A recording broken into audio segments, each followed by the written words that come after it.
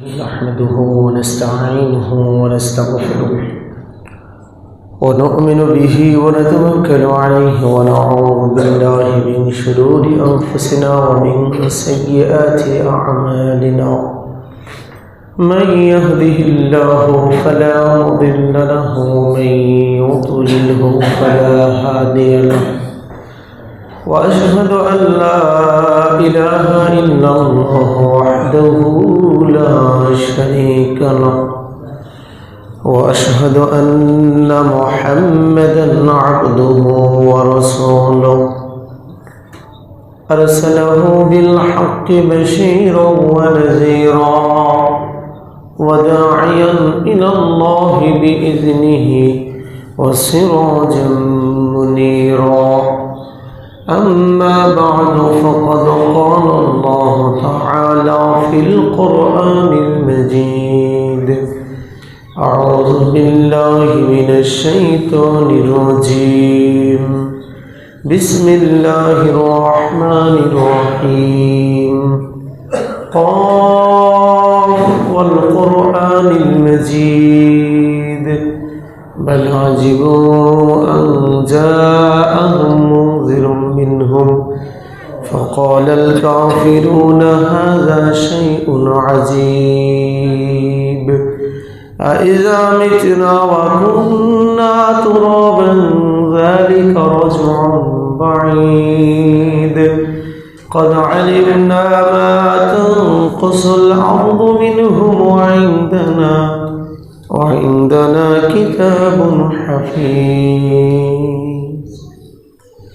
وقال له تبارك وتعالى بسم الله الرحمن الرحيم يا أيها الناس اعبدوا ربكم الذي خلقكم من نفس واحدة وخلق منها زوجها وبث منهما رجالا كثيرا ونساء واتقوا الله الذي تساءلون به والأرحام إن الله كان عليكم رقيبا يا أيها الذين آمنوا اتقوا الله حق تقاته ولا تموتن إلا وأنتم مسلمون. আলহামদুলিল্লাহ, প্রশংসা আল্লাহ সুবহানাহু ওয়া তাআলার জন্য, যিনি ছাড়া সত্য কোনো মাবুদ নেই, হতে পারে না, এটা আমরা কল্পনাও করি না।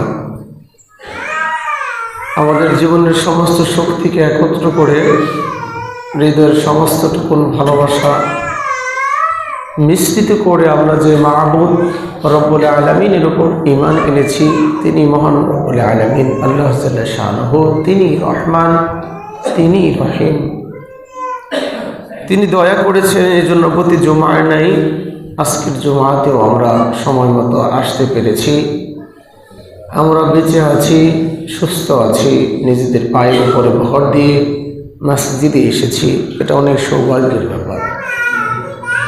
অপরের কাঁধে আমার এই দেহটা একদিন কবরস্থানে যাবে, অপরের কাঁধে আপনার দেহটাও কবরস্থানে যাবে। এর আগে যে আমি আমার দেহ আমার পায়ে ভর দিয়ে আল্লাহর ঘরে আসতে পেরেছি, এটা রব্বুল আলামিনের বিশেষ দয়া।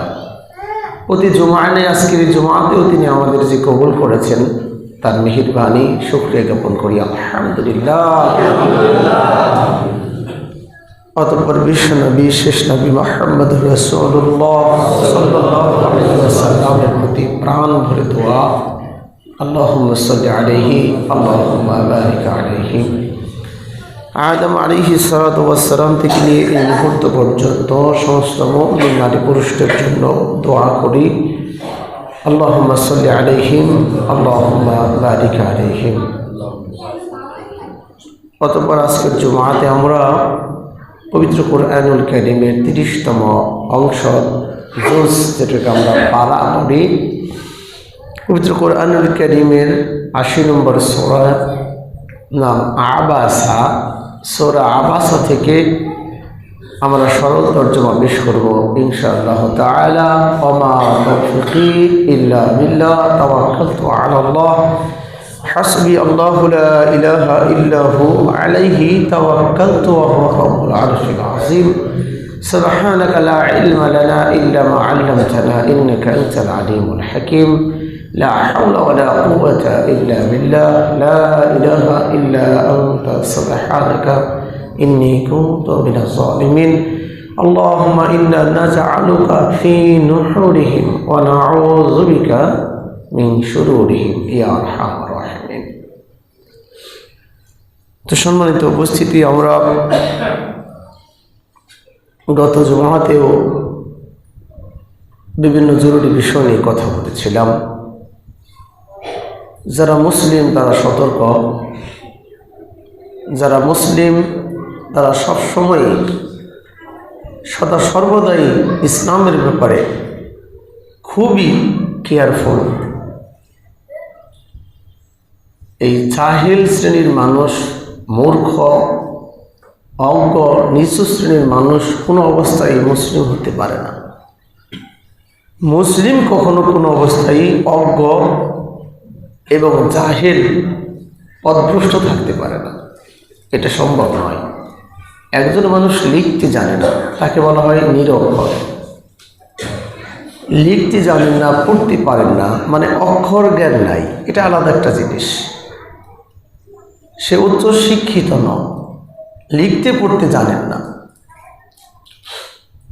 আরেকজন মানুষ লিখতে পড়তে জানেন, কিন্তু দুনিয়ার সমস্ত অসভ্যতা, বর্বরতা, শিরক এবং বেদাত এবং কুফরের নিকৃষ্ট অন্ধকার তার মধ্যে আছে। তার অক্ষর জ্ঞান আছে বটে, কিন্তু এই ব্যক্তিটাই পৃথিবীর সবচেয়ে বড় জাহেল, অসভ্য, বর্ব।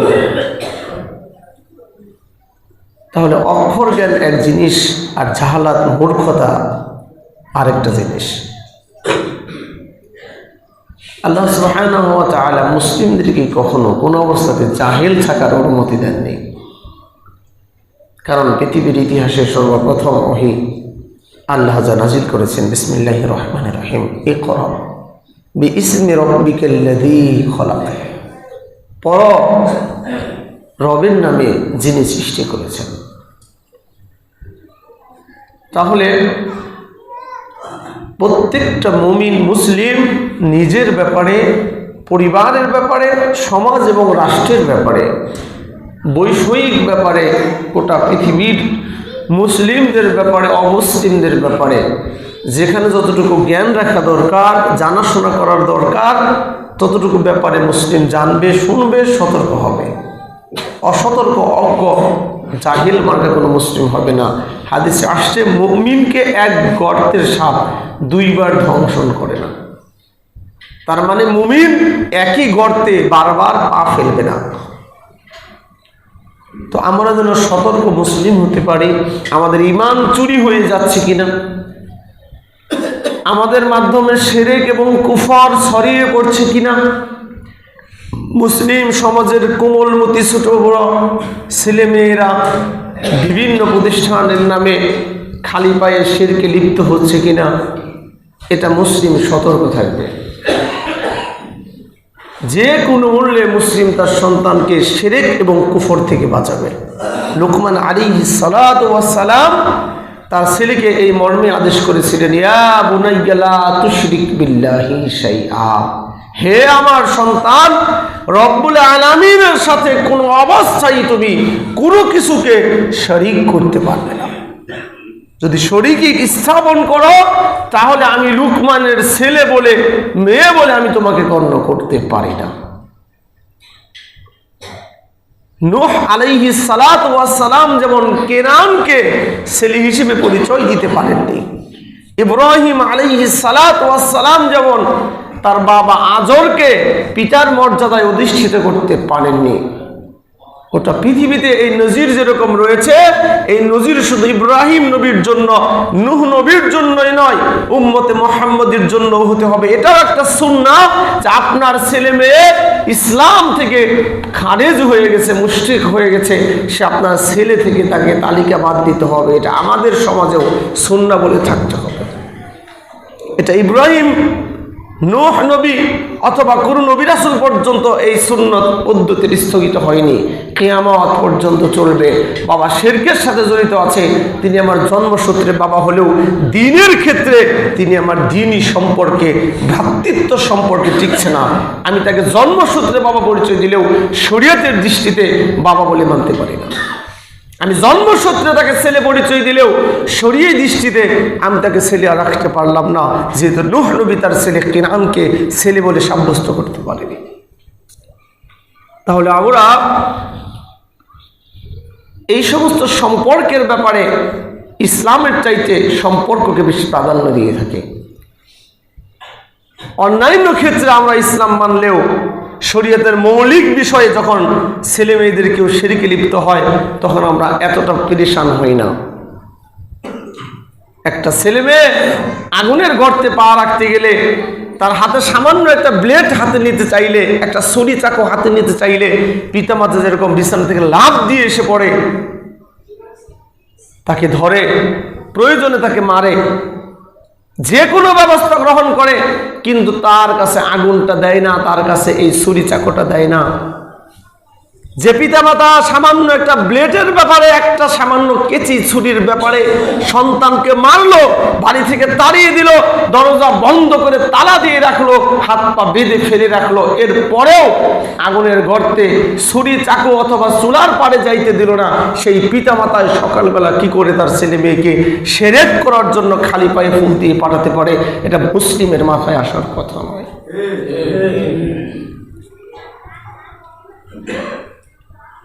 আফসোস এবং পরিতাপের ব্যাপার হলো, মানুষ যে কত বড় জাহিল, কত বড় অকৃতজ্ঞ, এটা আল্লাহ সুবহানাহু ওয়া তাআলা বিভিন্ন জায়গাতে উল্লেখ করেছেন। আজকে আমরা যে সূরা থেকে সূরা তরজমাতে যাচ্ছি, আমি যেখান থেকে আজকে অনুবাদ করছি তার শুরুটা এভাবে হয়েছে, কুতিলাল ইনসানু মা আকফার। সূরা আবাসার প্রেক্ষাপটটা এরকম ছিল, আব্দুল্লাহ ইবনে উম্মে মাকতুম থেকে শুরু করে অন্ধ সাহাবী, দুর্বল শ্রেণীর কিছু মুসলিম সাহাবীরা আল্লাহ নবীর কাছে এসেছিলেন দ্বীনি ব্যাপারে কিছু কথা শোনার, জানার জন্য। সেই মুহূর্তে আরবের, মক্কার উল্লেখযোগ্য ব্যক্তিরাও সেখানে উপস্থিত ছিল। তারা তখনও কাফির অবস্থায় আছে। ওনারাও আসছে নবীজির সাথে বিভিন্ন বিষয়ে কথাবার্তা বলবেন। আল্লাহ নবী চিন্তা করলেন যে এরা তো আমার কাছে আছে, আসা যাওয়া করে, যেহেতু ওনারা নতুন মেহমান এবং সমাজের মাথা, তাদেরকেও যদি ইসলাম কবুল করে, তাদের সাথে যদি দিন নিয়ে আলোচনা করি, একজনও যদি ইসলাম কবুল করে একটু বেশি উপকার হতে পারে। এই জন্য আল্লাহ নবী এই অন্ধদের চাইতে বাহ্যিকভাবে, অন্তর থেকে নয়, বাহ্যিকভাবে তাদের একটু ফ্লোর দিলেন, একটু সুযোগ দিতে চাইলেন। আল্লাহ সুবহানাহু ওয়া তাআলা এতটুকু জিনিসই পছন্দ করলেন না, প্রতিবাদ করে পবিত্র কোরআনে সূরা নাজিল করলেন, তীব্রভাবে প্রতিবাদ করলেন রব্বুল আলামিন, যে সমাজের, দেশের এবং রাষ্ট্রের কোনো নেতৃস্থানীয় ব্যক্তি, প্রভাবশালী ব্যক্তি হলেই দ্বীনের ব্যাপারে তার সাথে খুব বেশি আলোচনা করতে হবে, খুব বেশি গুরুত্ব দিতে হবে না। যে কেউ তোমার কাছে আসুক, দুর্বল বলে কোনো কথা নয়। কাকে রব্বুল আলামিন হিদায়াত দিবেন, কে কথা শুনবে, কে আশার বাণী শুনবে, যেহেতু গোটা পৃথিবীর একটা আয়াত রয়েছে, উলাইকা হুম শাররুল বারিয়া ইন্নাল্লাযীনা কাফারু, যারা কুফরি করেছে, কাফের, ফুজ্জার, আল্লাহ বলেন উলাইকা হুম শাররুল বারিয়া, আল্লাহ সুবহানাহু ওয়া তাআলার সৃষ্টির মধ্যে এরা সবচেয়ে নিকৃষ্ট সৃষ্টি। তাহলে বাহ্যিকভাবে যত গাড়ি বাড়ি, অর্থ সম্পদ কাফেরদের থাকুক না কেন, আল্লাহর সৃষ্টির হিসেবে তারা সবচেয়ে নিকৃষ্ট সৃষ্টি। আর একজন মুমিন তার হাত থাকুক আর পা না থাকুক, চোখ থাকুক বা না থাকুক, শিক্ষিত আর অশিক্ষিত হোক, মর্যাদা কম আর বেশি যাই হোক, তার মধ্যে ঈমান যদি থাকে, কালিমাটা যদি থাকে, তার চাইতে সম্মানী আর কেউ হতে পারে না। কারণ ইন্না আকরামাকুম ইনদাল্লাহি আতকাকুম, তোমাদের মধ্যে, গোটা মানব জাতির মধ্যে আল্লাহ জাল্লাহ শাআনুর কাছে সবচেয়ে সম্মানের পাত্র হলো সেই ব্যক্তি যার মধ্যে রয়েছে পরহেজগারিতা। তো যাই হোক, অতএব আমরাও যে কোনো ব্যাপারে মানুষকে সমানভাবে গুরুত্ব দেব ইনশাআল্লাহ তাআলা। এ বিষয়ে আল্লাহ তাআলা অনেকগুলো আয়াত নাজিল করে আলোচনা করেছেন। আলোচনা করতে করতে তিনি 17 নম্বর আয়াত থেকে উল্লেখ করেছেন যে কুতিলাল ইনসানু মা আকফার। কুতিলাল ইনসান, মানুষ ধ্বংস হোক। লা ইলাহা ইল্লাল্লাহ, এই কথাটি সরাসরি রব্বুল আলামিন নিজে বলেছেন। কুতিলাল ইনসানু মা আকফার, ধ্বংস হোক, মানুষের ধ্বংস হোক। কুতিলাল ইনসান, মানুষ ধ্বংস হয়ে যাক। মা আকফার, যা সে কুফরি করে, যে কুফরি করে, যা কুফরি করে। অর্থাৎ মানুষ যখন কুফরি করে, অকৃতজ্ঞ হয়, এই অকৃতজ্ঞ কাফের মানুষ ধ্বংস হয়ে যায়। কুতিলাল ইনসানু মা আকফার, মানুষ ধ্বংস হোক, সে কত অকৃতজ্ঞ। কুতিলাল ইনসানু মা আকফার, মানুষ ধ্বংস হোক, সে কত অকৃতজ্ঞ।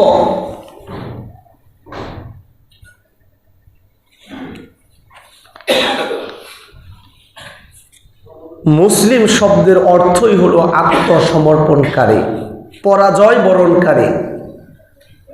কার কাছে? রব্বুল আলামিনের কাছে। শুধুমাত্র কেবলমাত্র নিজের গর্দানটাকে রব্বুল আলামিনের জন্য নুইয়ে দিতে পারে যে সেই মুসলিম। তার মানে হলো ইসলামের ডিকশনারিতে মুসলিম জীবনে, এই দুনিয়াতে স্বাধীনতা বলতে কোনো শব্দ থাকবে না। মুসলিম কখনো কোনো দিন স্বাধীনতা লাভ করতে পারবে না। মুসলিম কখনো স্বাধীন হতে পারে না। কোনো মুসলিম এটা বলতে পারবে না আমি স্বাধীন। মুসলিম শব্দের অর্থই হলো পরাধীন। মুসলিম শব্দের অর্থই হলো পরাধীন, আত্মসমর্পণকারী, সারেন্ডারকারী। আমি আত্মসমর্পণ করলাম রব্বুল আলামিনের বিধানের কাছে। তাহলে আমি মাথা পেতে মেনে নিলাম ইসলামকে, রব্বুল আলামিনের বিধানকে। যদিও আমরা বাক্যে ভুল করে অনেক সময় বলি আপনার সিদ্ধান্ত আমি মাথা পেতে নেব, এই বাক্যটা সঠিক নয়। মানুষের কোনো সিদ্ধান্ত, মানুষের কোনো ব্যাপার মাথা পেতে নেবেন, মাথা আপনি পাতবেন তো স্রেফ আল্লাহ তাআলার কাছে। বাক্যটা এভাবে হবে, আপনার সিদ্ধান্ত যদি সঠিক হয় আমি যথার্থভাবে মেনে নেব ইনশাআল্লাহ। কিন্তু মাথা পেতে নিব, এই বাক্যটি শুধু আল্লাহর দফতরে হবে। আল্লাহর জন্য এই মাথা পেতে দেওয়া কথাটি আল্লাহর শানে মিলবে, কোনো মানুষের শানে মানুষের মাথা পেতে দেওয়া কথাটি মিলতে পারে না। পেতে দেওয়া হলো অবনত করে দেওয়া, আমরা হাত পাতি, এটা হচ্ছে সবচেয়ে দুর্বলতা। মাথা পেতে দেওয়া হলো দুর্বলতা। মানুষ মানুষের কাছে মাথা পেতে দেবে না, এটা বাক্যে ভুল যে আমি আপনার সিদ্ধান্ত মাথা পেতে নেব, এই বাক্যটি ভুল। আল্লাহ সুবহানাহু ওয়া তাআলাকেই শুধু মাথা পেতে নেব, রব্বুল আলামিনের যে কোনো কথাকে মাথা পেতে নেব। তাহলে মুসলিম কখনো কোনো দিন কোনো অবস্থায় এটা বলবে না যে আমি স্বাধীন, এটা বলবে না। কারণ সে রব্বুল আলামিনের বিধানের ব্যাপারে সম্পূর্ণ পরাধীন। তার মনে অনেক কিছু চায়, তার দেহকে সে শিকল দিয়ে বেঁধে রাখে। সে স্বাধীন নয়, মনে চাইলেই সে এটা খেতে পারে না, মনে চাইলেই এটা ধরতে পারে না, মনে চাইলেই এটা করতে পারে না। চারদিকে দেয়াল আছে, অন্ধকার রাতে মানুষ ঘরে বসবাস করছে, তার ভিতরের যে যুদ্ধ, ভিতরের যে কম্পন, ভিতরের যে বারুদ, মনে হয় ওয়ালটা ফেটে যাবে। এরপরে একজন যুবক এই চার দেয়ালের মাঝে নিজেকে নিজেই বন্দি করে রাখে। সে চিন্তা করে আমি মুসলিম, আমি এই অপরাধ করতে পারি না, এই অন্যায়, এই অশ্লীলতা, এই জিনা ব্যভিচার, এই খুন, এই ধর্ষণ, এই আকাম, এই খারাপ কাজ আমি করতে পারি না। আমি মুসলিম। তার কলিজাটা, তার মনটা অনেক ধাক্কা দেয়, বিভিন্ন জিনিস তার মনে হয়, কিন্তু নিজের দেহকে নিজেই বন্দি করে আটকে শিকল দিয়ে বেঁধে রাখে, কারণ মুসলিম মানেই হলো পরাধীন। আল্লাহ সুবহানাহু ওয়া তাআলার কাছে পরাধীন হওয়া পৃথিবীর সবচেয়ে বড় বিজয়। যে ব্যক্তি আল্লাহ জাল্লা শাআনুর কাছে পরাধীন হতে পারবে, সে ব্যক্তি আর কোনোদিন কারো কাছে পরাধীন হবে না। আর যে রব্বুল আলামিনের কাছে পরাধীন না হতে পারবে, অর্থাৎ পরাধীন হতে চাইবে না, সে মানুষের গোলাম হয়ে বসবাস করতে হবে। তার স্বাধীনতা বলতে কিছু থাকবে না। যদিও আমরা মনে করি যে মানুষেরা স্বাধীন, আল্লাহ সুবহানাহু ওয়া তাআলার কাছে পরাধীন হওয়া মানুষ পছন্দ না করলেও মানুষ কিন্তু মানুষের কাছে পরাধীন অবস্থায় আছে সব দিক থেকে। আশ্চর্য লাগে, আমার কাছে খুব অবাক লাগে, মানুষ কত অসহায়। স্বাধীনতা এবং গণতন্ত্র বা মানুষের কোনো ধরনের অধিকার যে দুনিয়াতে নাই, যারা এই দুনিয়াতে নাস্তিক, আল্লাহ এবং রসুলকে মানে না, ইসলামকে গালি দেয়, কোনো ধর্মই নাকি তারা মানবে না। ঠিক আছে, এটাই তাদের একটা ধর্ম, তারা কিছু মানবে না। এই ব্যক্তি সলাত তো বিশ্বাস করে না, যে নিজে নাস্তিক ঘোষণা দেয়, সে তো সলাত বিশ্বাস করে না, সিয়াম বিশ্বাস করে না, ইবাদত মানে না। এই ব্যক্তি জীবিত থাকা অবস্থায় ঠিকই এভাবে চলাচল করলো, স্বাধীনভাবে জীবনযাপন করলো তার দৃষ্টিকোণ থেকে। যদিও তার চাইতে অসহায়, তার চাইতে অভাবী, কষ্টের আর দুনিয়াতে কেউ নেই, কারণ তার 10টা টাকা হারিয়ে গেলেও তার শরীরটা জ্বলবে, কারণ তার তো পরকাল নাই। আমাদের যখন কেউ কিছু মেরে দেয়, আমরা সর্বশেষ বলি উপরওয়ালা আছে, আমি একদিন পাবো, নিশ্চিত 100% উপরে আমরা নিশ্চিত যে আমার এই অন্যায় আমি একদিন ফেরত পাবো, আমি ন্যায় বিচার কিয়ামতের মাঠে পাবো। তখন আমি শান্ত হয়ে যাই। আমার হারানো জিনিস যদি কেউ বলে আমার কাছে আছে, 5 বছর পরেও টেনশন হবে না, আমার ছেলের কাছে আছে, ছেলে মালয়েশিয়াতে নিয়ে গেছে, যাক 5 বছর পরে ছেলে আসবে, আমার কাগজপত্র আমার ছেলের কাছেই আছে। আমরা যদি জানি আমাদের কোনো জিনিস কারো কাছে আছে, নিজেদের কাছে আছে, সঠিক জায়গায় আছে, আমাদের আর দুশ্চিন্তা থাকে না, শরীরে কোনো জ্বলনি থাকে না। আর যদি ওই জিনিসটা আমি কোনোদিন নাই খুঁজে পাই, কারো কাছেই পাওয়া না যায়, না থাকে, তাহলে আমার মরা পর্যন্ত জ্বলনি থাকে। নাস্তিক হওয়া কত বড় অভিশাপ, কত বড় বিপদ। নাস্তিকেরও তো সন্তান মারা যায়, তার তো আর এই আশা থাকে না যে কিয়ামতে আমার জামা টেনে আমার এই ছোট বাচ্চা জান্নাতে নিয়ে যাবে। প্রত্যেকটা মুসলিম মা বোন এটা বিশ্বাস করে, শিশুবেলায় আমার সন্তান মারা গিয়েছে, কোনো সমস্যা নেই, আমি সবর করব, উত্তম সন্তান আল্লাহ আমাকে দেবেন, কিয়ামতের মাঠে আমার এই নিষ্পাপ বাচ্চাটা আমার জামা টেনে জান্নাতে নিয়ে যাবে। সুবহানাল্লাহ। যতবার আমার মা এটা চিন্তা করে প্রসব বেদনা ভুলে যায়, যতবার বাবা এটা চিন্তা করে বাবা কষ্ট ভুলে যায়। কিন্তু যে ব্যক্তি কাফের এবং যে ব্যক্তি নাস্তিক, তার তো আর এই আশা নাই যে সন্তান কিয়ামতের মাঠে তাকে কিছু করবে, তার তো কিয়ামতই নাই। তার হারানো জিনিসের জন্য দুনিয়াতেও জ্বলনি, আখিরাতেও জাহান্নাম। জাহান্নাম দুনিয়াতে দেখা যায়, এটাই একটা জাহান্নাম, যে সে কখনো আত্মার শান্তি খুঁজে পাবে না। শুধু মুসলিমরা, ইমানদাররা এই দুনিয়াতে আত্মার শান্তি খুঁজে পাবে, যেহেতু তার পরকাল আছে। তো যা হোক, বলেছিলাম নাস্তিক মারা গেল, মরে যাওয়ার পরে ঠিক তাকে গোসল দেওয়া হলো, ইসলামী শরীয়তের পদ্ধতিতে বরই পাতা গরম হলো, আতর দেওয়া হলো, সাদা কাপড় দিয়েই এই নাস্তিককে কাফন পরানো হলো, তার জানাজা সালাত হলো, তাকেও মুসলিমদের মতো বিসমিল্লাহি ওয়া আলা মিল্লাতি রাসূলিল্লাহ বলে কবরে রাখা হলো। তারপরে কি বলবেন গণতন্ত্র বলতে দুনিয়াতে আছে কিছু? সে তো চায়নি যে তার জানাজা সালাত হোক, কিন্তু সমাজ তাকে জানাজা পড়িয়েই কবরে দেয়। আসলে দেখে মানুষ কত পরাধীন। সে তার ধর্ম নিয়ে মরতে পারলো না। তার ধর্ম ছিল জানাজা আমি মানি না, সাদা কাপড় দিয়ে পেঁচিয়ে দেওয়া আমি মানি না, উত্তর দক্ষিণের এই কবর আমি বিশ্বাস করি না, আমার তো কোনো পরকাল নাই, আমার কিসের কবর, আমার কিসের বড়ই পাতার পানি, কিসের আতর, আমি তো এটা সহ্যই করতে পারি না। এরপরেও তার সহ্য করতে হইল মরণের পরে। আবার টাটকা মুসলিম, আল্লাহর জন্য জীবন দিয়েছে, মানুষের মানবতার জন্য জীবন দিয়েছে, সেও শান্তিতে মরতে পারে নাই। তারা কেউ এসে বুর্জুতে দিয়ে, বাম্পা দিয়ে, লেথিয়া চিল্লা চিল্লি করে কি এক বাঁশি বাজিয়ে, গান বাজিয়ে তার কবরের মধ্যে দিল। তারও কোনো স্বাধীনতা নাই। সে তো কখনো এই বাম পায়ে সালাম দেওয়া আর ওই কিছু ভীম বাজানো আর কিছু কুসংস্কার কুফুরি কাজকে বিশ্বাস করতো না। সে তো আপনারই সমাজের একজন 5 ওয়াক্ত নামাজি মুসলিম ছিল, সেও তো স্বাধীনভাবে মরতে পারলো না।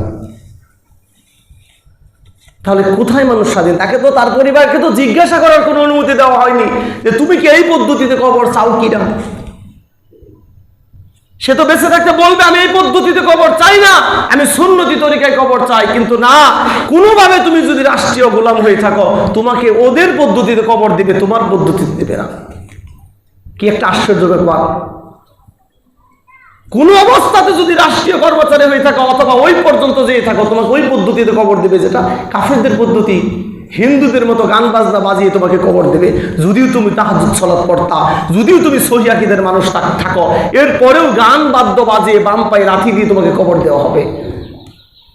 তুমি যদি নিজেকে দুনিয়ার মানুষের গোলামি থেকে মুক্ত ঘোষণা না করো, এক আল্লাহ জাল্লা শানুর পক্ষে কথা না বলো, এই গোটা পৃথিবীর ব্যাপারে বিদ্রোহ না করো, তুমি মরেও কখনো স্বাধীনতা পাবে না। দুনিয়াতে তো পাবে বহু পরের কথা। শুধুমাত্র মুসলিমরাই স্বাধীন হতে পারবে, যেহেতু সে আল্লাহর কাছে পরাধীন হয়েছে। স্বয়ং রব্বুল আলামিন তাকে হেফাজত করবেন। পৃথিবীর কোনো গোলাম, কোনো কুকুর, কোনো ব্যক্তি তার কোনো ক্ষতি করতে পারবে না। প্রয়োজন হলে রব্বুল আলামিন সেই আসিম রাদিয়াল্লাহু তাআলা আনহুর মতো ভীমরুল দিয়ে তার লাশটাকে হেফাজত করবেন। এই জন্য কখনো কোনোদিন কোনো অবস্থায় কোনো তাগুত, কোনো গাদ্দার, কোনো নাস্তিক, কোনো মুরতাদের কাছে কোনো অবস্থাতেই আপনি গলার মধ্যে রশি দিয়ে বিঁধে থাকবেন না।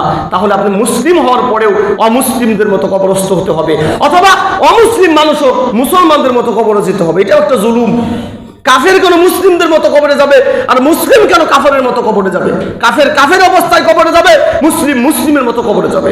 এটাই তো স্বাধীনতা। তাহলে আমাদের উচিত, আমরা সরকারের কাছে অনুরোধ করব, মুসলিমদের অন্তত স্বাধীনতা দেওয়া হোক, কাফেরদের স্বাধীনতা দেওয়া হোক, প্রত্যেকটা মানুষকে ধর্মীয় স্বাধীনতা দেওয়া হোক। আমি কবর বিশ্বাসই করি না, আমি জানাজা বিশ্বাস করি না, আমার জানাজা কেন পড়ানো হয়?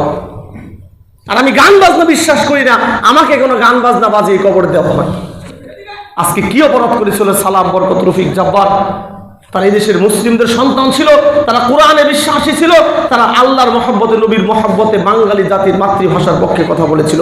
তারা কিছুই জানে না, তারা কবরে শুয়ে আছে। আর গোটা বাংলাদেশে কি তৈরি করে সারাদিন শিরকি বিদআত চলছে, তারা কিছুই তো জানে না। এটাও তো তাদের স্বাধীনতার বিপরীত। তাদের যদি কোনো ছেলে সন্তান, কোনো আত্মীয় স্বজন কিছু দুনিয়াতে থাকে, আজকে যদি রাষ্ট্রের তরফ থেকে তাদের বাড়িতে যায়, জীবিত মানুষের জন্য ফুল, সে ফুলের ঘ্রাণ নেবে, তার ঘুম ভালো হবে। ফুলের ঘ্রাণে ঘুম ভালো হয়, ব্রেন সুস্থ হয়। প্রত্যেকটা মানুষ বাড়িতে হাসনা হেনা ফুলের গাছ লাগাবে, গোলাপের চারা লাগাবে। এই সমস্ত ফুলের ঘ্রাণগুলো মানুষের দৈহিকের জন্য অত্যন্ত উপকার। আল্লাহ পবিত্র কুরআন সূরা আর রহমানে বলেছেন, ওয়ার রায়হান, আমি সুগন্ধি ফুল সৃষ্টি করেছি। এটা মানুষের উপকারে। জীবিত মানুষের জন্য ফুল, স্বামী তার স্ত্রীকে ফুল দেবে, সন্তান তার বাবাকে ফুল দেবে, বাবা তার ছেলেকে ফুল দেবে, বন্ধু তার বন্ধুকে ফুল দেবে, ভাই তার বোনকে ফুল দিবে। তাহলে আজকে এই পরিবারের কোনো সদস্য যদি জীবিত থাকে, তাদের জন্য আমরা ফুলের তোড়া নিয়ে যাব, যে তোমার দাদা, তোমার বড় ভাই, তোমার চাচা, তোমার ভাতিজা আমাদের বাসার জন্য জীবন দিয়েছে, তাকে তো আর আজকে পাচ্ছি না, তার পক্ষ থেকে তোমাকে সম্মানিত করলাম, তোমাকে বিরিয়ানি, খুরমা, পোলাও খাওয়ালাম, তোমার বাড়িতে 10 তলা বিল্ডিং করে দিলাম, তোমাকে 5 কোটি টাকা দিলাম। তাহলে তো একটা বাস্তবতার সাথে মিলে। খাম্বারে সম্মান করলে রফিকের কি উপকার হবে, এটা কোনো সুস্থ মানুষের মাথায় ধরার কথা না। খাম্বাকে ফুল দিলে আব্দুল জাব্বারের কি উপকার হয়, সেটা ইসলাম তো জানেই না, পৃথিবীর কোনো ধর্মের জানার কথা না। তাদের জন্য আজকে দোয়া হতে পারে, তাদের জন্য সদকায়ে জারিয়ার কাজ হতে পারে, যে আব্দুর রফিকের নামে আব্দুল জাব্বারের জন্য এই মসজিদ নির্মাণ করে সদকায়ে জারিয়ার ব্যবস্থা করে দিলাম। কষ্টে কলিজাটা ফেটে যায়। প্রত্যেকটা ভাষা সৈনিক মুসলিম, আর আজকে হিন্দু, বৌদ্ধ, ইহুদি, নাসারারা আইন রচনা করে যে এদের ব্যাপারে কি সিদ্ধান্ত হবে। মুসলিমরা সিদ্ধান্ত নেবে যে আব্দুর রফিকের জন্য, আব্দুল সালামের জন্য, আব্দুল জাব্বারের জন্য, তার মাগফিরাতের জন্য কি কি করা যায়, এটা মুসলিমরা সিদ্ধান্ত নেবে। ভাষা আন্দোলনে মুসলিমরা মারা গিয়েছে, কোনো কাফের মারা যায়নি। পৃথিবীর প্রত্যেকটা জায়গাতে কাফেরা পিছনে লুকিয়ে থাকে, মরতে হয় আমাদের, আর মাতাব্বুরি করবে কাফের। আশ্চর্য ঘটনা, ৭১-এর যুদ্ধে মুসলিমরা জীবন দিয়েছে। প্রত্যেকটা পরতে পরতে স্বাধীনতার প্রত্যেকটা অঙ্গনে মুসলিম এবং আলেম ওলামাদের অবদান রয়েছে। সেই শাহ ইসমাইল শহীদ থেকে নিয়ে সেই তিতুমির থেকে শুরু করে এই বাংলার স্বাধীনতা, সেই আমাদের সর্বশেষ সিরাজউদ্দৌলা আল্লাহু আকবার, আল্লাহ জান্নাতবাসী করে গিয়েদেরকে প্রত্যেকটা মুসলিমের রণবীর, তারা কখনো কোনোদিন সেই ভারতের সেই কখনো ইংরেজদের এবং পাকিস্তানের গোলামিকে মেনে নেয়নি। প্রত্যেকটা জায়গাতে মুসলিমরা জীবন দিবে আর মাতাব্বুরি করবে আর সমস্ত ধর্ম রচনা করবে কাফেররা। পৃথিবীর সবচেয়ে অগণতান্ত্রিক জুলুমের এটাই কথা যে আমরা মুসলিমরা বললাম আর আমাদের ব্যাপারে কি কল্যাণের সিদ্ধান্ত হবে, সিদ্ধান্ত নেয় ইংরেজরা। ইংরেজদের সিদ্ধান্ত অনুযায়ী বাম পা দিয়ে লাঠি দিয়ে আমরা তাকে তার কবর আমরা ফুল দিতে যাবো কেন? আমরা মুসলিমদের মতো তার কবরস্থানে যেয়ে বলবো আসসালামু আলা আহলা দিয়ারি মিনাল মুমিনিন ওয়াল মুসলিমিন ওয়া ইন্না ইনশাআল্লাহু বিকুম লালাহিকুন। প্রয়োজনে হাত তুলে কান্নাকাটি করবো। একইভাবে যে আব্দুল রফিক জব্বার সালামের বরকতের কবরে হাত তুলে মনোজাত করে আল্লাহর কাছে কাঁদবো যে আমার বাংলা ভাষা এই স্বাধীনতার জন্য আমার ভাই জীবন দিয়েছে। বুকার মতো বাড়িতে বাড়িতে গাড়িতে গাড়িতে ফুলের বিক্রি হবে, আস্তাগফিরুল্লাহ। জীবিত মানুষের জন্য ফুল হবে, মরা মানুষের জন্য কোনো ফুল হতে পারে না। জীবিত মানুষের জন্য খাওয়া হবে, মরা মানুষের জন্য কোনো খাওয়া হতে পারে না। তাহলে এই সমস্ত কুফরি শিরকি তো গুরুত্বপূর্ণ, শিরক কুফর তো আছেই, সেটা তো পরের কথা। মানবতার সাথে এটা মিলে না, যৌক্তিকতাই মিলে না, মানুষের সুস্থ মস্তিষ্কে এই কাজগুলো মিলে না। কি করছে, কেন করছে, এটাও আমরা জানি না, জানার চিন্তাও করি না। আল্লাহ সুবহানাহু ওয়া তাআলা যে কোনো শিরকি এবং কুফরি কাজ থেকে আমাদের হেফাজত থাকার তৌফিক দান করুন, আল্লাহুম্মা আমিন। আল্লাহ বললেন কুতিলাল ইনসানু মা আকফার, মানুষ ধ্বংস হয়ে যাক, সে কত বেশি অকৃতজ্ঞ। মিন আইয়ি শাইইন খলাকা, মানুষকে আমি কি থেকে সৃষ্টি করেছি, এটা আল্লাহ সুবহানাহু ওয়া তাআলা প্রশ্ন করেননি। আল্লাহ সুবহানাহু ওয়া তাআলা কঠিনভাবে ধাক্কা দিয়েছেন। মিন আইয়ি শাইইন খলাকা, আমি তাকে কি থেকে সৃষ্টি করেছি, অর্থাৎ আমি মানুষকে কি জিনিস থেকে সৃষ্টি করেছি তার চিন্তা করা উচিত। আল্লাহ বললেন মিন নুতফা, আমি এক ফোঁটা শুক্রবিন্দু থেকে সৃষ্টি করেছি। এমন একটা উপাদান দিয়ে মানুষকে আল্লাহ সৃষ্টি করেছেন যার নির্দিষ্ট কোনো আকারই ছিল না। পানি এমন একটি জিনিস যার নির্দিষ্ট কোনো শক্তি এবং আকার নেই, যেখানে যেভাবে রাখা হয় সেভাবেই ছড়িয়ে পড়ে। আল্লাহ সুবহানাহু ওয়া তাআলা এত দুর্বল এবং এত নরম একটা জিনিস যে মানুষকে সৃষ্টি করার পরেও মানুষ কি করে কিভাবে কুফরি করতে পারে, আল্লাহ সুবহানাহু ওয়া তাআলা অবাক বিস্ময়ে বলেছেন কুতিলাল ইনসানু মা আকফার, ধ্বংস হয়ে যাক মানুষ কত বেশি অকৃতজ্ঞ। আমি তাকে শুক্রবিন্দু থেকে সৃষ্টি করেছি, পানি থেকে, এর পরেও সে কি করে কি অবস্থায় আমার সাথে কুফরি করে। এটা সম্ভব কি করে মানুষের জন্য?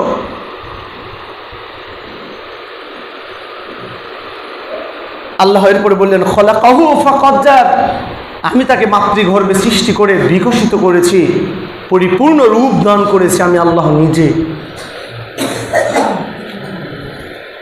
আমি আল্লাহ সুবহানাহু ওয়া তাআলা নিজে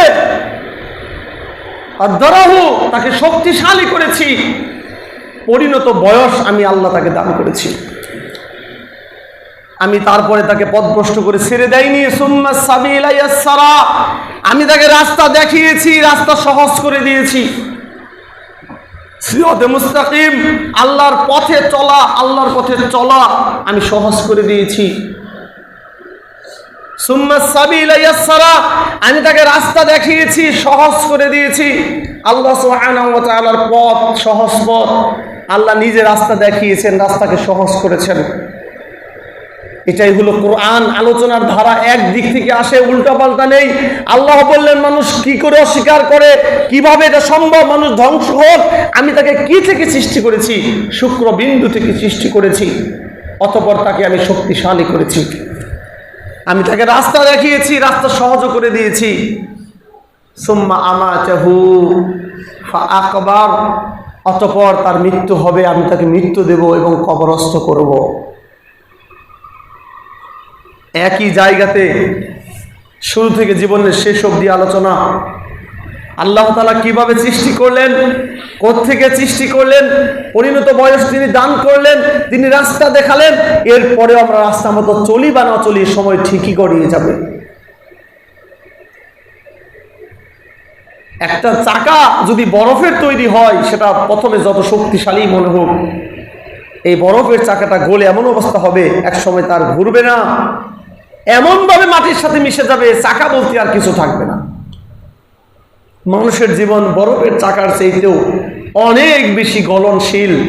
এমনভাবে জীবনটা গলে যাচ্ছে, পিছনের ইতিহাস কোনোদিন কোনো অবস্থায় আর ফেরত পাওয়া যাবে না। বরফের চাকা যদি কেউ খুঁজতে থাকে, সে তো আর কোনোদিন এই চাকা খুঁজে পাবে না। সকালবেলা তো 4টি শক্তিশালী চাকা সে বের করেছে, অনেক টাইম পর্যন্ত একটু পরিমাণ গলেও নাই, এত শক্ত। কিন্তু এটা যখন দিন গড়িয়ে সন্ধ্যা আসবে, এই চাকা যখন রৌদ্রের তাপে গলে মাটির সাথে মিশে যাবে, পিছনে ফিরে যদি গাড়ির চাকা কেউ খুঁজতে থাকে, গোটা পৃথিবীতে আসে তার চাকার কোনো অংশও খুঁজে পাবে না।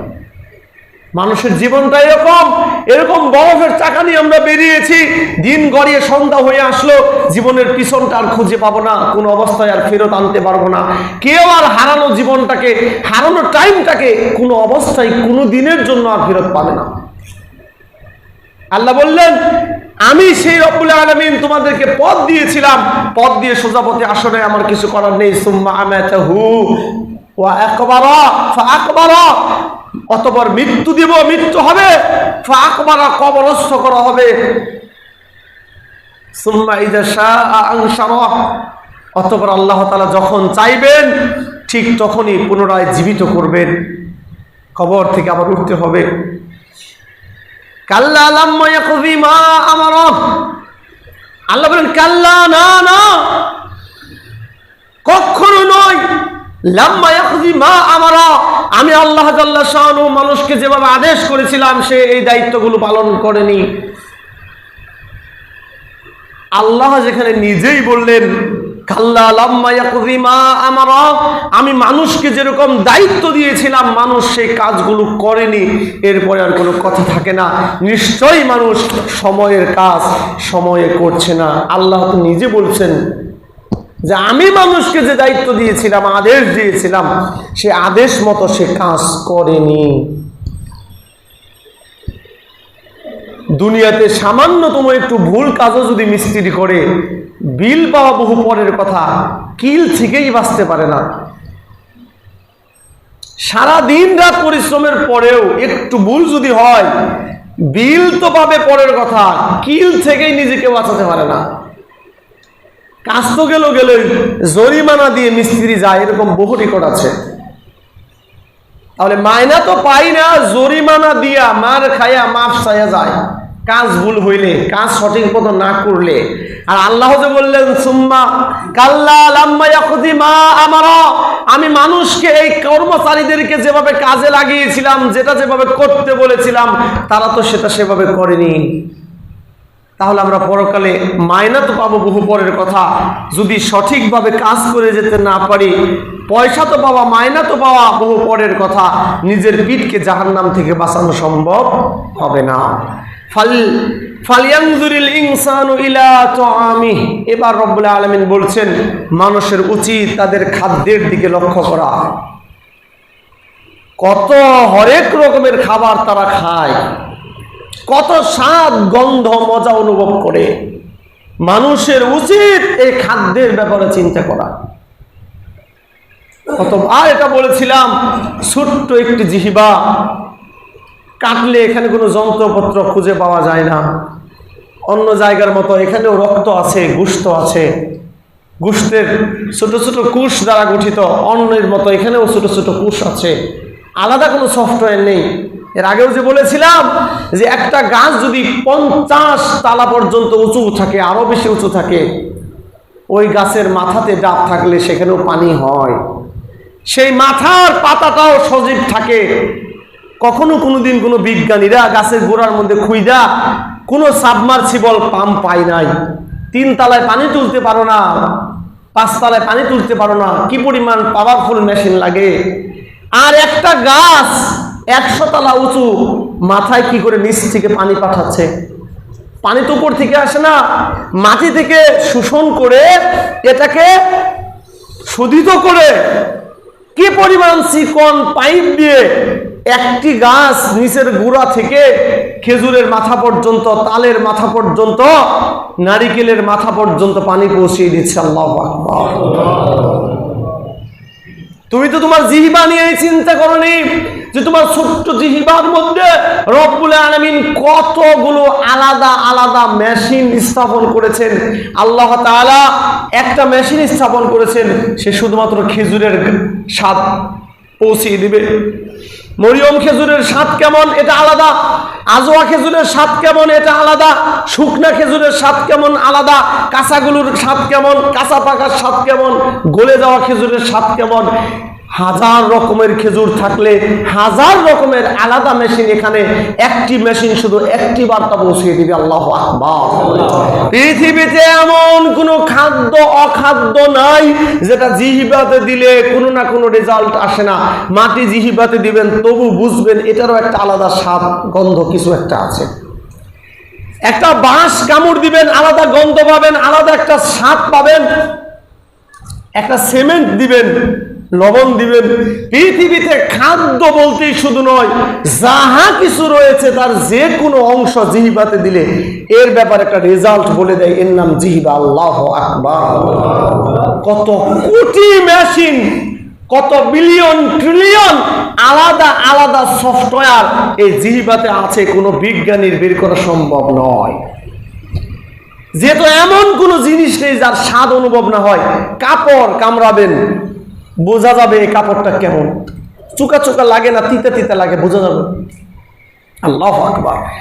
আল্লাহ সুবহানাহু ওয়া তাআলা বললেন, ফালিয়ানজুরুল ইনসানু ইলা তাআমি, তোমাদের উচিত, মানুষের উচিত তাদের খাদ্যের ব্যাপারে চিন্তা করা, লক্ষ্য করা। কিভাবে চিন্তা করবেন? ডান হাতে সিগারেট, বাম হাতে চা, ডান হাতে সিগারেট, বাম হাতে কফি, মুখে আবার মাঝে মাঝে পান, সেও মুসলিম। কানের মধ্যে ইয়ারফোন, আঙ্গুর আপেল কামড়িয়ে মুখ দিয়ে খাচ্ছে আর শরীরটা দুলছে, সেও নাকি মুসলিম। টেলিভিশনটা ছেড়ে দিয়ে আজকেই তো, এই জুমার দিনেই তো, জুমার সালাতের পরে কতবার বলেছিলাম পাঞ্জাবিটা নিক্ষেপ করে দিবেন আল্লাহর মধ্যে। এই ভাত দে, ভাত দাও, ভাত দেন, কম মানুষই বলবে ভাত বার। টেলিভিশনের সুইচটা অন করে, ওয়াইফাই ল্যান্ডটা চালু করে, ইউটিউব চ্যানেলের অশ্লীলটা চালু করে খেতে বসে হাজার হাজার লক্ষ লক্ষ বনি আদম। জুমার সলাতের পরেও টেলিভিশনের স্ক্রিনের দিকে তাকাবে, এক নলা খাইলে 10 নলার দিকে খালি টিভির দিকে লক্ষ্য করবে। সে খেয়ালও করবে না লবণ পানি খাবার দাবার আছে, খাদ্যই খাইলো না অখাদ্য খাইলো, এটাও চিন্তা করবে না। আল্লাহ কত বড় বেশি মহান, এরপরেও তিনি খাবারকে পাথর করে দেন না, খাবারকে কয়লা করে দেন না। এই জন্যই তিনি আল্লাহ কত বড় মেহেরবান। শুধু তাই নয়, যে কোনো খাবার খাবেন শুরু থেকে শেষ অবধি কখনো নজর পড়বে না। যেই একটা মাছি খাদ্যের সাথে যাবে তখনই চোখটা পড়বে। বলেন আল্লাহু আকবার। আশ্চর্য ঘটনা, প্রত্যেকটা মানুষের জীবনে এটা ঘটে। খাবারের যে লুকমার মধ্যে চুল যায়, ওই সময় চোখও সেখানে যায়। প্রথম থেকে 5 মিনিট 7 মিনিট খাচ্ছেন, অনর্গল খাচ্ছেন, খাবারের প্লেটে তাকান নাই, কিছুই জানেন না। কিন্তু যখন আপনার হাতের মুঠে মাছি পড়েছে, তেলাপোকা পড়েছে, অখাদ্যটা যুগ হয়েছে, দেখবেন চোখটা তার আগে সেখানে পৌঁছে যায়। তিনি এজন্যই আল্লাহ। তখনও বলেন না আলহামদুলিল্লাহ, তখনও খাবারটা রেখে সাজদায় লুটিয়ে পড়েন না। আপনার মতো আমার মতো গুনাহগার কুলাঙ্গারকে আল্লাহ পাক খাওয়াতেছে তো খাওয়াচ্ছেনই, মাছি পড়েছে কেন? আল্লাহ পাক চোখটাকে সেখানে বলেছেন, চোখ তুই এবার মাছির দিকে তাকা, আমার বান্দা যেন মাছি কামড় দিয়ে কষ্ট না পায়। হায় রে অকৃতজ্ঞ মানুষেরা। আল্লাহ দুঃখ করে বললেন, কুতিলাল ইনসানু মা আকফার, মানুষের ধ্বংস হোক, তারা কত অকৃতজ্ঞ, কত জালেম।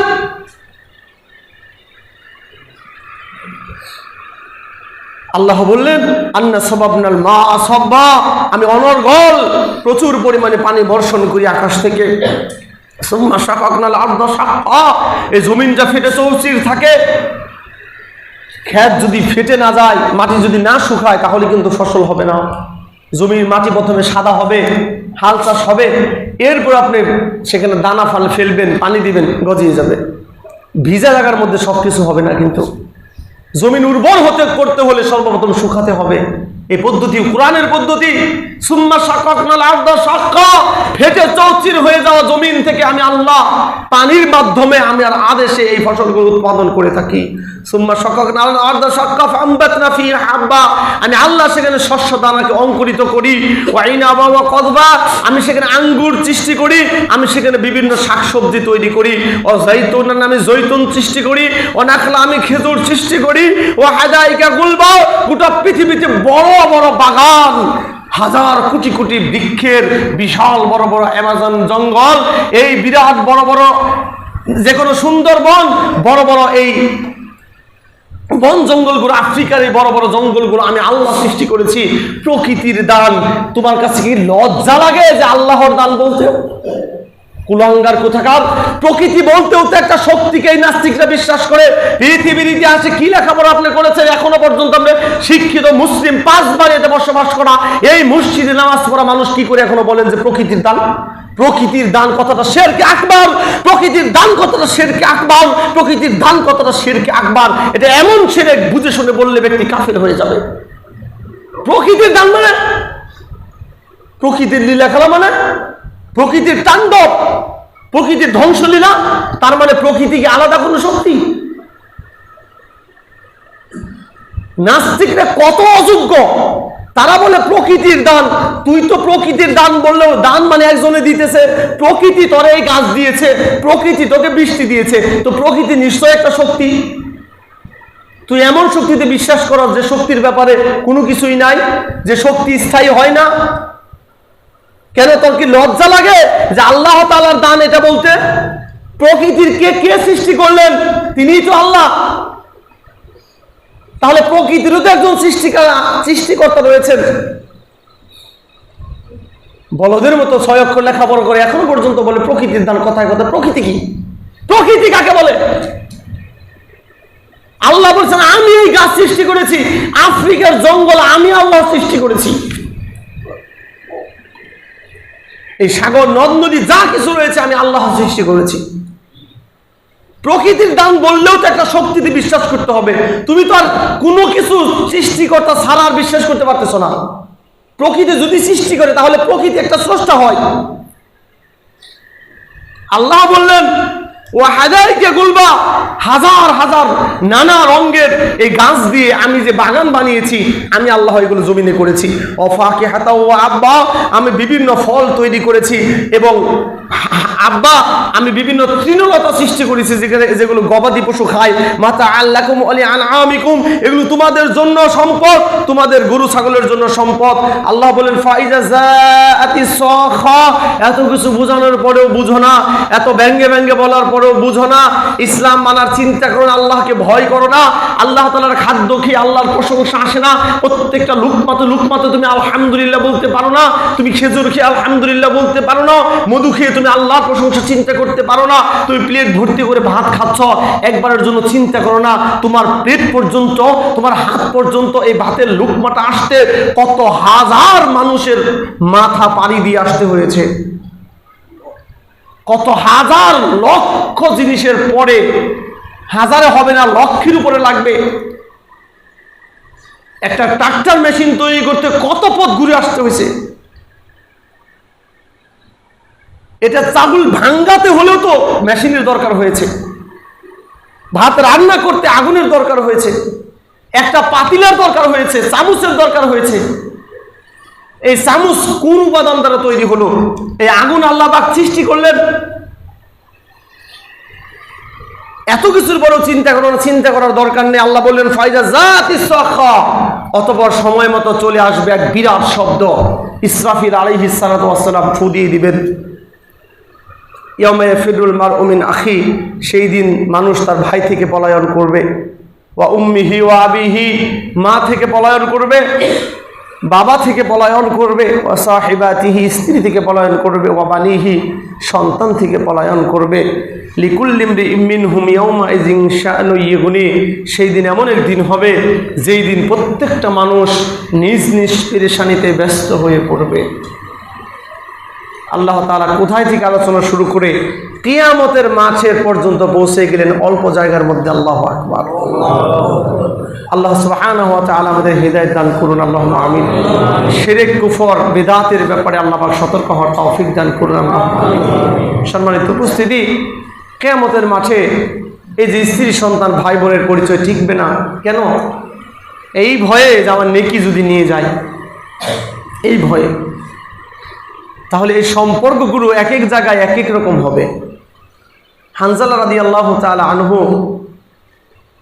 উহুদের যুদ্ধের ডাক শুনলেন, তিনি ফরজ গোসল করতেছিলেন। তার স্ত্রী বলেছেন যে আমি আমার স্বামীর মাথার এক অংশ ধুয়েও দিয়েছি। ঠিক এই সময় হাইয়া আলাল জিহাদ, পাহাড়ের পাদদেশ থেকে আওয়াজ এসেছে, জিহাদের জন্য আসো। আমার স্বামী চিন্তা করেছে, গোসল করতে করতে যদি জিহাদের কাফেলা চলে যায় অথবা মালাকুল মাউত আসে, আল্লাহর নবীর পক্ষ থেকে আমাকে ডাক দেওয়া হয়েছে, আর আমি যদি কোনো কারণবশত উপস্থিত হতে না পারি, গোসল করতে আমার অনেক দেরি হয়ে যাবে। গোসলের চাইতেও জিহাদের ফরজিয়াত অনেক বেশি গুরুত্বপূর্ণ। এজন্য হানজালা রাদিয়াল্লাহু তাআলা আনহু ফরজ গোসল শেষ না করেই রওনা হয়ে গেলেন যুদ্ধের ময়দানের দিকে। ছেলে আব্দুল্লাহ, কলিজার টুকরা সন্তান, ছোট্ট বাচ্চা, এই স্ত্রী এবং ছোট্ট বাচ্চার মহাব্বত হানজালাকে আটকাতে পারেনি। কারণ এই মহব্বত যদি এখন কেটে দেয়া যায়, তাহলে স্ত্রী সন্তানকে কিয়ামতের মাঠে হারাতে হবে না। কত বুদ্ধিমান ছিলেন হানজালা! এখন সম্পর্ক কেটে দিতে হবে। আল্লাহ ডেকেছেন, আমি যদি স্ত্রী সন্তানের মহব্বতে উপস্থিত না হই, কিয়ামতের মাঠে এই আয়াত আমার উপরে প্রয়োগ হবে, ইয়াউমা ইয়াফিরুল মারউ মিন আখিহি ওয়া উম্মিহি ওয়া সাহিবাতিহি ওয়া বানিহি। স্ত্রী সন্তান মা বাবা হারাতে হবে না, না, আখিরাতের মাঠে আমি হানজালা এই স্ত্রী সন্তান হারাতে চাই না। আখিরাতের জান্নাতে আমার এই স্ত্রী দরকার, অনন্তকালের জান্নাতে আমার স্ত্রী সন্তানগুলোর দরকার আছে, অনন্তকালের জান্নাতে আমার ভাইকে আমার দরকার আছে, আমার পিতামাতাকে আমার দরকার আছে। বুদ্ধিমান তোমার ওই ছেলে যে তোমাকে সৎ পরামর্শ দেয়, ওই মুরব্বী তুমি চেতে যাও, রেগে যাও কেন? তোমার যে ছেলে তোমাকে হক কথা বলে, সালাতের কথা বলে, সুদ থেকে দূরে থাকার কথা বলে, ঘুষ থেকে দূরে থাকার কথা বলে, ব্যাংকে টাকা রাখতে নিষেধ করে, এই ছেলেই তোমার জান্নাত চায়। আর যে ছেলে খাম খাম দাম দাম করে, এই ছেলে এই মেয়ে এই বউ তোমার জাহান্নাম চায়। এই দুনিয়াতে তুমি বুঝবা কোন স্ত্রী তোমার জান্নাত চায়, কোন সন্তান তোমার জান্নাত চায়। ভাই, যে ছেলে, যে মেয়ে, যে স্ত্রী তোমাকে পরকালের কথা বলে, এই তোমার প্রকৃত বন্ধু। কারণ পরকালে জান্নাতে চিরস্থায়ীভাবে এই স্ত্রী সন্তান পিতামাতা পাওয়া যাবে। হানজালা চলে গেলেন, এখানে কেটে দিলেন মহব্বত, আল্লাহর দিকে চলে গেলেন যাতে কিয়ামতের মাঠে আমি স্ত্রী সন্তান পাই। হানজালা শাহাদাত বরণ করলেন। অনেক লম্বা কথার শেষ কথা বলে, আবু সুফিয়ানের মতো কাফের তাকে প্রায় মেরেই ফেলতেছিল। হানজালা রাদিয়াল্লাহু তাআলা আনহু, যে ছিল উহুদ যুদ্ধের সেনাপতি, কাফেরদের আল্লাহ নবীর শ্বশুর। আল্লাহ পাকের কি ইচ্ছা, যদি ওই দিন আবু সুফিয়ান মারা পড়ে তাহলে কাফের অবস্থায় মারা যায়। অথচ আল্লাহর দয়াতে উহুদের যুদ্ধে আবু সুফিয়ান মারা যায় নাই। আবু সুফিয়ান মক্কা বিজয় দিন ইসলাম কবুল করতে পেরেছিল। এই হানজালা অনেক চেষ্টা করে সেনাপতি আবু সুফিয়ানকে ঘায়েল করে ফেলেছে। শুধুমাত্র একটা আঘাত করবে এই পজিশন নিয়ে আসছে। তরবারির খেলা তো খুব কঠিন, প্রথমে তো গলা পাওয়া যাবে না, অনেক কৌশলের পরে তরবারি ফেলে দিয়ে তারপরে একজনের ঘাড় পর্যন্ত যাওয়া যায়। তো হানজালা সবকিছু উকে করে আবু সুফিয়ানের কাঁধে কুপটা দিবে, ঠিক ওই মুহূর্তে এক কাফের দেখে ফেলেছে। কাফেরটা দৌড়িয়ে এসে, কারণ হানজালা সমস্ত শক্তি, চিন্তা, দৃষ্টি দিয়ে আবু সুফিয়ানের সাথে যুদ্ধ করতেছে, তার আর কোনো দিকে খেয়াল নাই। আবু সুফিয়ানকে ঘায়েল করতে হবে। আবু সুফিয়ান মারা পড়লে উহুদের যুদ্ধে মুসলিমরা বিজয় হয়ে যায়। হানজালা সবচেয়ে বড় দায়িত্ব নিয়েছে, কিন্তু আল্লাহ পাকের কি ইচ্ছা, ওই কাফের এসে পিছন দিক থেকে এমন জোরে একটা আঘাত করেছে, দেহ থেকে হানজালার মাথাটা বহু দূরে চলে গেছে। আল্লাহু আকবার। কিন্তু হানজালার লাশ তো খুঁজে পাওয়া যাচ্ছে না, কোথাও লাশ নেই। স্ত্রী দৌড়িয়ে এসেছে, ইয়া রাসূলুল্লাহ, আমার স্বামী কিন্তু সর্বনাশ। কই নবী? হানজালা লাশ খুঁজে পাচ্ছেন না। অনেক পরে দেখলেন ফেরেশতারা আসমান থেকে জান্নাতের পানি দিয়ে গোসল করিয়ে জমিনে লাশ নিয়ে এসেছে। সুবহানাল্লাহ।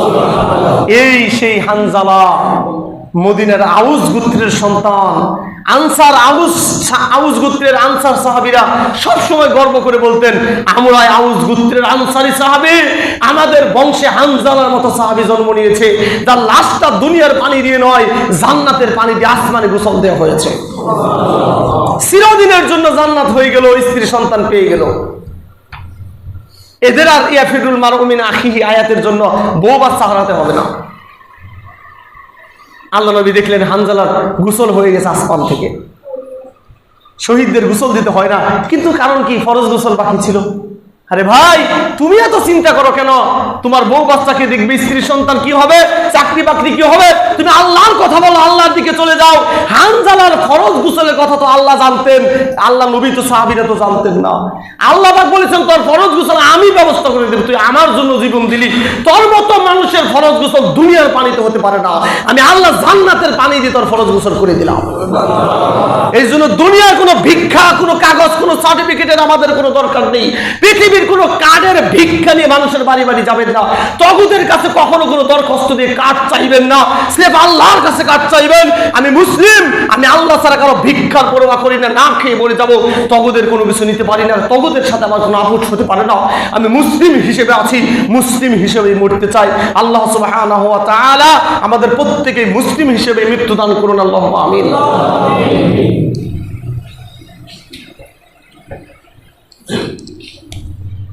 اللهم صل على محمد وعلى ال محمد كما صليت على ابراهيم وعلى ال ابراهيم انك حميد مجيد اللهم بارك على محمد وعلى ال محمد كما باركت على ابراهيم وعلى ال ابراهيم انك حميد مجيد يا ارحم الراحمين। আব্দুর রফিক, আব্দুল সালাম, বরকত জব্বার, আব্দুল জব্বার থেকে নিয়ে যারাই ইসলামের উপরে ইমানের উপরে যদি তারা মারা যেয়ে থাকে, আল্লাহ তুমি তাদেরকে জান্নাতবাসী করি। আল্লাহ আমাদের দেশকে যারা ভালোবাসে, সমাজকে যারা ভালোবাসে, মানুষের কল্যাণ যারা চায়, যদি ইমানদার হয় তাদের জন্য প্রাণ ভরে আমরা দোয়া করি। আমাদের নিজেদের জীবনের চাইতে আমরা দেশকে কম ভালোবাসি না। আমাদের দেশ আমাদের কাছে অনেক কিছু, আমাদের ভাষা, আমাদের সভ্যতা, মুসলিমের সংস্কৃতি আমরা যেন রক্ষা করতে পারি। আল্লাহ তৌফিক দিও, আল্লাহুম্মা আমিন। বিদুর্মীদের কোনো অসভ্যতা, কোনো শিরক কুফর যেন আমাদের উপরে না আসে, তুমি আমাদের রহম করো আল্লাহ। আমাদের মধ্যে যারা মুসলিম অবস্থায়, মুমিন অবস্থায় মারা গিয়েছে, আল্লাহ তুমি তাদের সবাইকে মাফ করে দিও। আমরা কখনোই কোনো অবস্থায় তোমার থেকে স্বাধীন হতে চাই না আল্লাহ। আমরা সব সময় তোমার কাছে বড়দিন থাকতে চাই আল্লাহ, তোমার গোলাম হয়ে থাকার তৌফিক দিও।